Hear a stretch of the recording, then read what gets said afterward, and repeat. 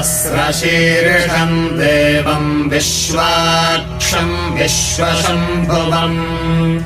विश्वम् नारायणम् देवमक्षरम् परमम् पदम् विश्वतः परमान् नित्यम् विश्वम् नारायणगुम् हरिम् विश्वमेवेदम् पुरुषस्तद्विश्वमुपजीवति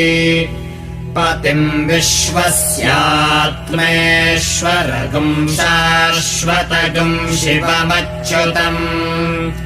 नारायणम् महाज्ञेयम् विश्वात्मानम् परायणम्